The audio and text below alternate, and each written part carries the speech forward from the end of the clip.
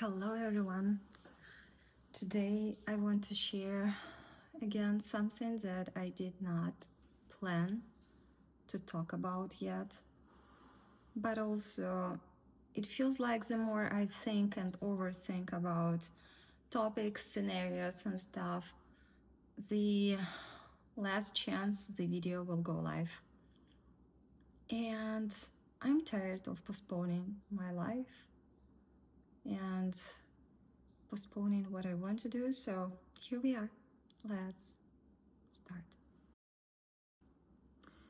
So, where the idea came from? Today, I woke up to the meditation that I'm doing with the one of Facebook groups, and sometimes during meditations, I'm getting some information that I cannot even say that, it's like coming from somewhere or anything. Sometimes I call it downloads, but I wouldn't say like actually external something. My my brains, my rational mind would call it exit of the rat race. So it feels that during meditation, the brains are calming down and have time to analyze stuff and to come up with a somewhat conclusion. So that might be something that works for everyone, but most likely this is a pretty unique experience that I have based on my background and my experience and my current state of mind. So the meditation was Kohil, and with that the topic of the today's discussion is healing, and in overall life length, I would say. Yeah, let's dive deep into that and see how it will go. And the idea will sound really weird and not even horrible. But what if we are getting sick because deep inside we do not want to stay alive? Let me explain. Obviously, that would need some explanation. Probably easiest way to explain it would be the example when the child hurts their knees, so they will fall and hurt themselves. And I don't have my own children, but what I noticed at least, correct me if I'm wrong, when a child sees that there is something wrong, so they hurt their knee, they will look at surrounding and analyze it really quick. What is the reaction? And if surrounding looks kind of scared or also like a little bit tense, most likely child will cry. Though if no one pays attention and everyone are like doing whatever they were doing, child most likely will also switch to the stuff they were doing before. With that, the thing is, on physical level, the outcome is same. The knee is still, hurt, right? But the difference is in focus, where we put our focus, where we put our attention. And if the child chooses to put attention on the knee, it will hurt even more. At least this is how I feel, okay? When something hurts, and the more I'm thinking about it and the more attention I am putting into it, the worse it is. Like, all of my existence is kind of soaked into this problem.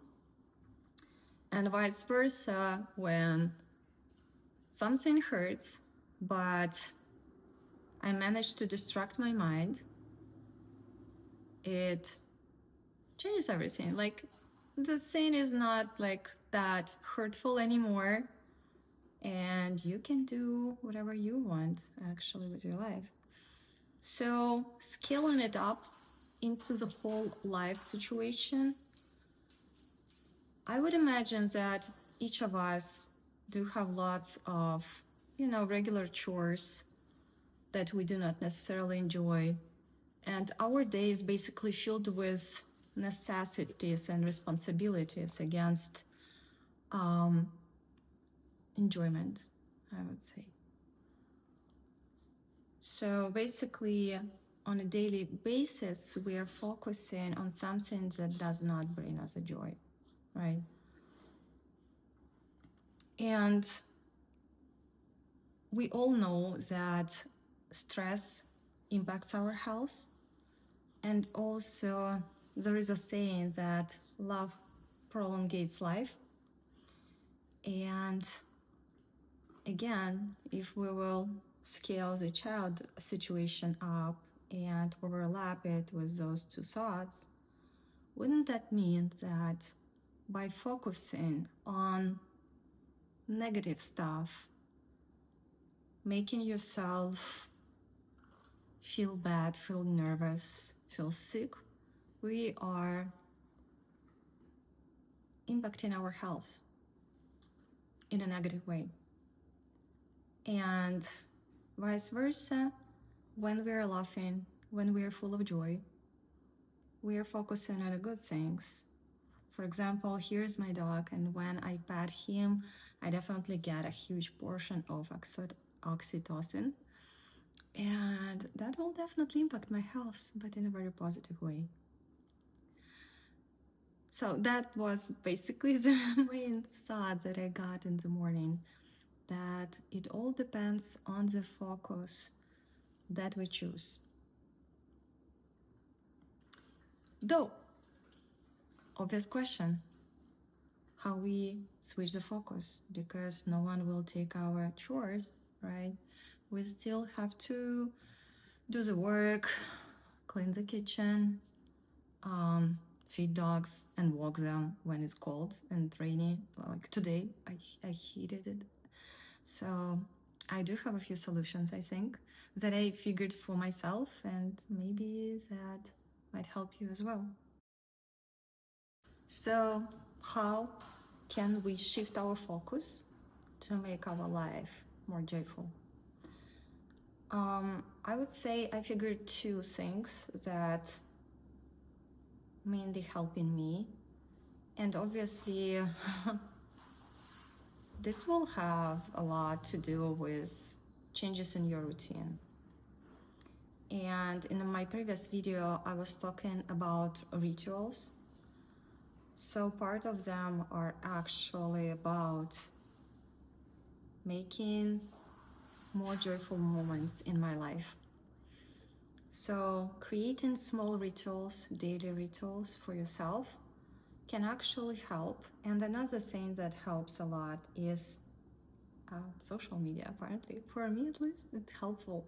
Because with the social media, when I want to do a publication, I do have another channel for dogs. And if I want it or not, I have to notice those really cute moments that my dogs are living through, and with that highlight them and share on the social media, right? But also that means that I'm being present to catch those moments and to live through those moments. Obviously, being attached to the camera is not a perfect thing, but if it helps, why not, right? The other ritual is taking 10-15 minutes in the morning to get my coffee, tea, cocoa, whatever you prefer, and sit down without any social media, without like any distractions. What I figured is that it helps like to catch up with the thought process, stop this brain machine for a little bit, enjoy the taste of the drink that you have, and also notice that moment, because there is nothing else to do. um, and there are a lot of things that actually in our daily life that can make us feel way better. For example, I do have lots of plants around my house. I enjoy them. I love those plants. My whole window covered in one. And I figured I never actually took a moment to, just to stay with them for a few seconds and appreciate those plants. But what basically stops you from doing that? It takes only a few seconds, but the moment of appreciation of something that you actually choose to have is big. And also, one of the most powerful state of our mind is a state of gratefulness. So you can use that moment to say thank you for what you have. Another thing that I actually forgot is that I do have an awesome teacup, really fancy one, that I bought because I really, really, really want it. I love it, but it's expensive, and I feel like drinking tea each morning out of it is a little bit, scary. I will do that though. I will do that for sure. Another thing is that I changed lights in my bedroom, lamps, and like shades. And with the change, I had like extra 4 shades that I needed to distribute somewhere else or sell or do something with them. What I did is I just redistribute them around the house, and those are small, smart lamps. So I use the smart bulbs, and I can change colors and I can play around it. And I love it. I love light. I love when there are a lot of sources of light throughout my house, small one. I need to do something with the kitchen thing. It's like very white, and I can use something probably warmer, but unfortunately the area is a little bit dark in overall. What else? Oh, like obviously shower routine, buying a really tasty shower, taste something that tastes good, smells good for your shower is, I guess, another level of joy. So there are a lot of daily things that you can actually stay for a second, soak in, and get your dose of dopamine. And yeah, another kind of a cheating situation that I figured for myself is for times when I do have hard breakup or or layoff, something that kind of seconds the soul out of you sometimes.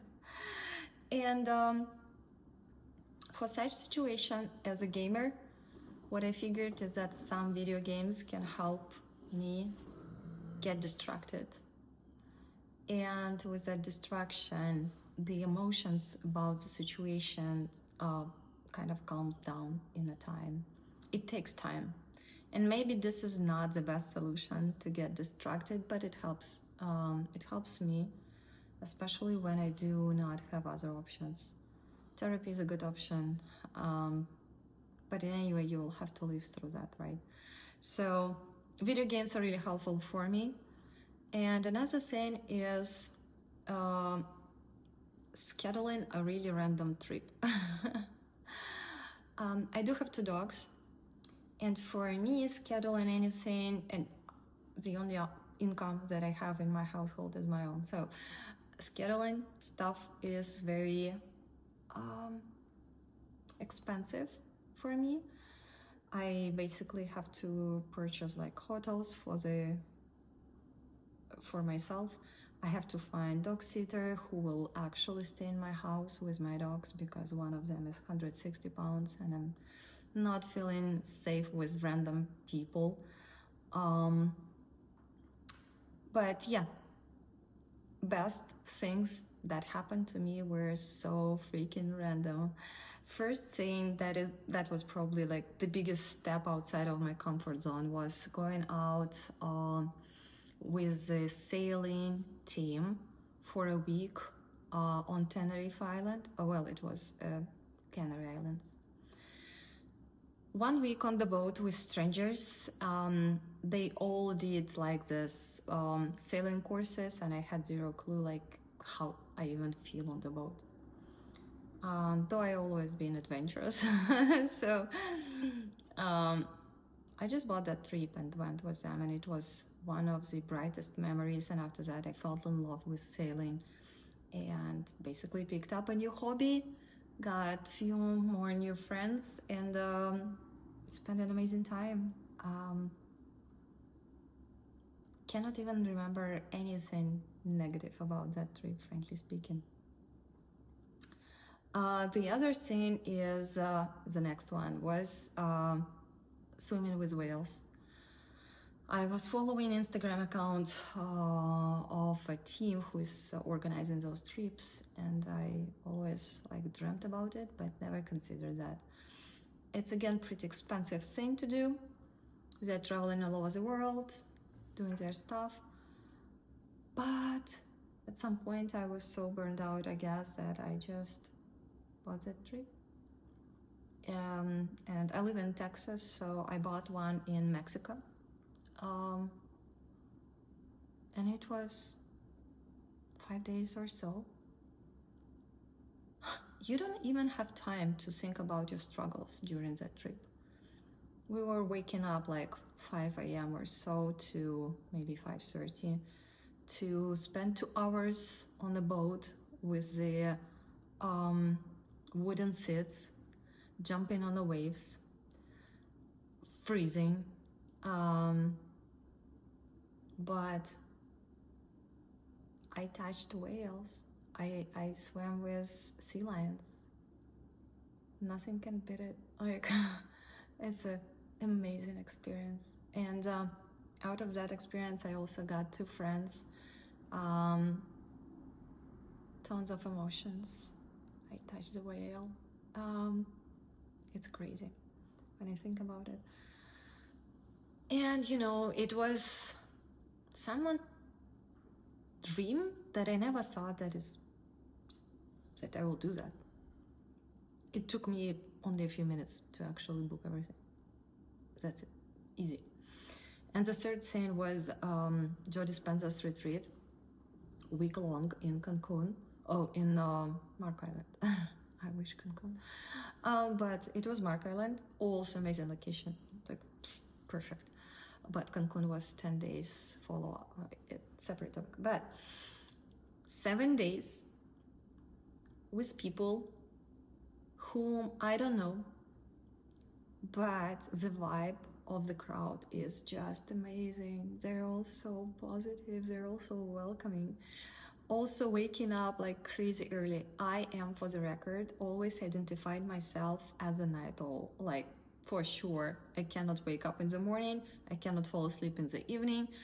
My spike of energy is probably 6 p.m. Like, that's it, like, yes, 6 p.m. And I went to that retreat. I had zero regrets, like zero. First of all, Mark Island and the hotel they choose is just perfect. It was August. The weather was amazing. The beach is amazing. The ocean, oh my God. And those meditations, practicing the whole week, it's, I don't know, it's really awesome experience. I definitely will repeat it. And first time I went there, I was wondering why people are going to those retreats on a regular basis, because he's teaching pretty much the same, updating information, but not like something drastically new. And I figured that it's not for some new information. It's mostly for that, first, to separate from your reality completely. You don't have time to think about your troubles. and second for this spirit of that crowd who is doing the same thing. That's amazing. So if you have similar hobbies, consider. But with that, I do not want just to finish video on my story. I want to do some kind of practical exercise with you guys to basically step by step fill our life with more joy and maybe rewire our brains a little bit to catch those joyful moments more and more and more. And I bet it's a skill. My bet it's a skill.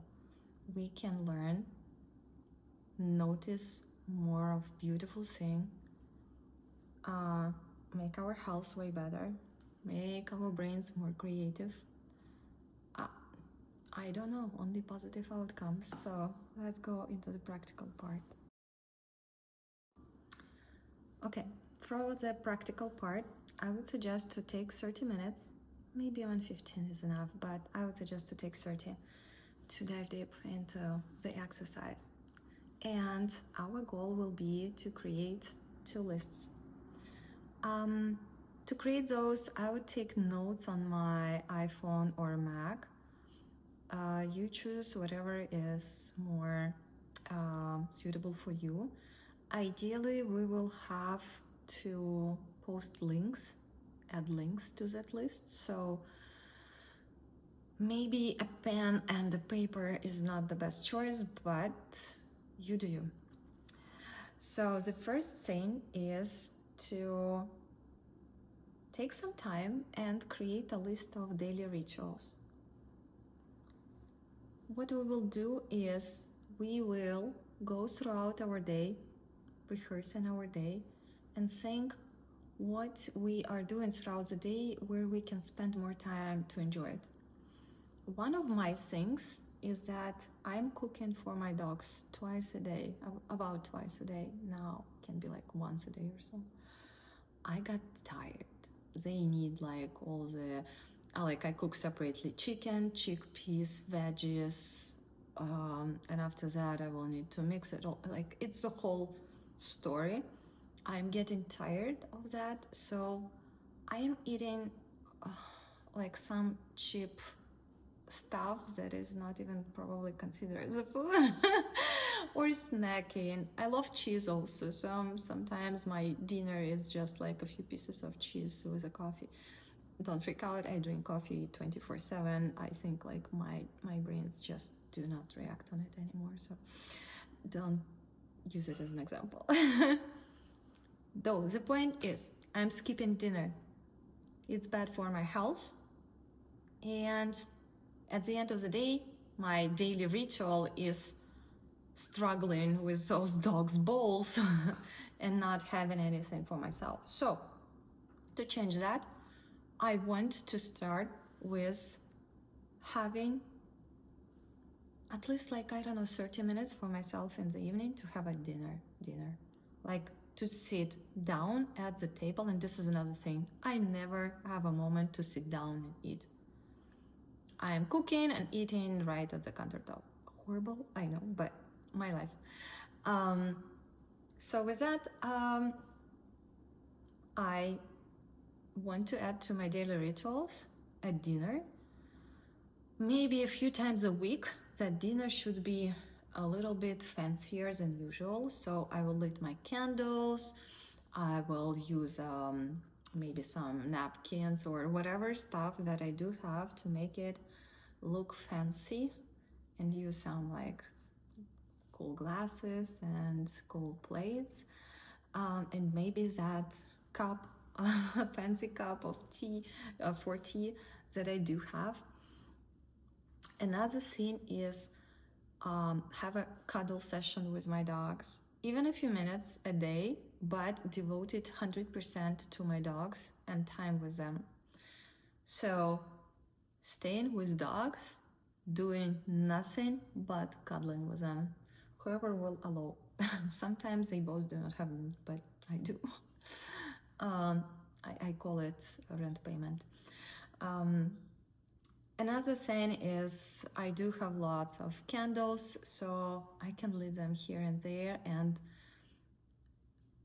sometimes I'm doing it like automatically, but as a daily ritual, what I want to do is to actually take a moment to smell the candle, to lit it, and to watch the fire for at least a few seconds. It doesn't need to take a lot of time, right? It could be just a few seconds, but just focus of attention on the moment of joy. Same with the plants. Appreciate them, come to them, look at them, touch them, see their colors, how they are keeping this greenery inside of your house while the outside might be on the grayish side as of now due to weather. So this is the first list. I also would suggest to keep it open, because from time to time those thoughts like what else can I do are coming very randomly throughout the day, so I will add to that list. And second list is basically creating those dream trips list or dreams journeys or whatever is that for you.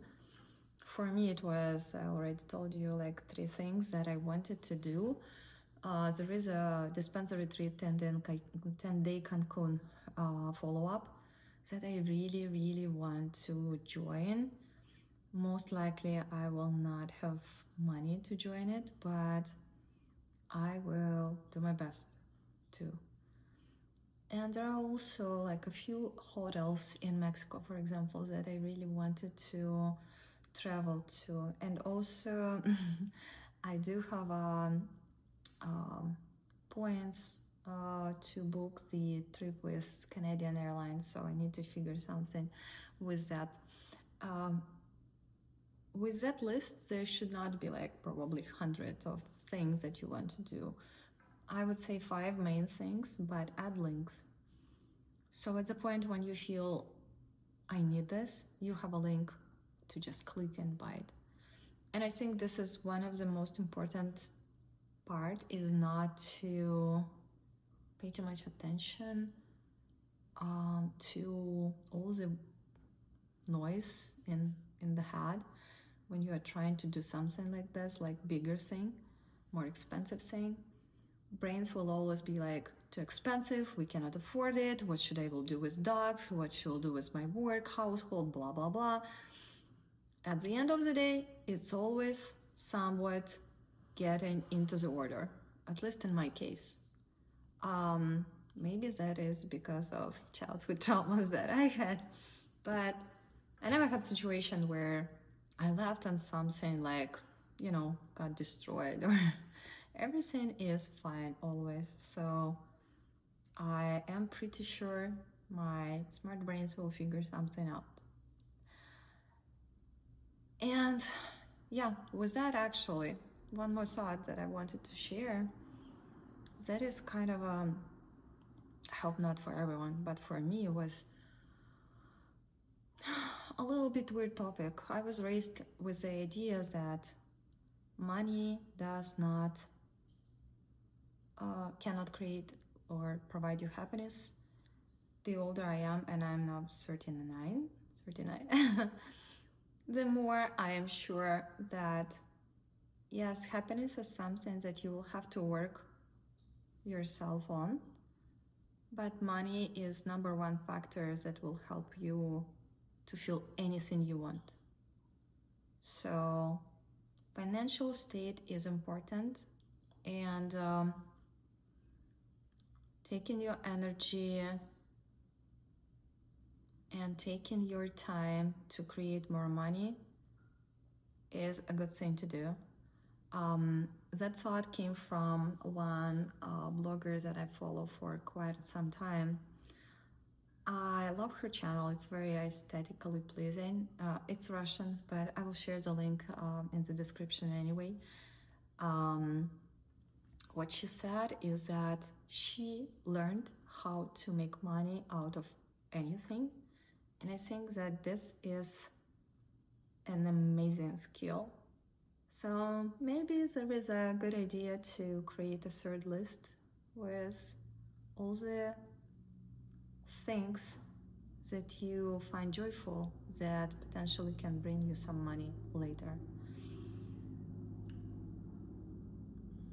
I guess that is it. Please remember that we are in this world to live through a happy, joyful life. We are not here to suffer. So do everything that is possible for yourself to ensure that you enjoy your life and you love your life. And I hope this video will help a little bit to make a tiny step forward towards your happiness. I'll see you in the next one.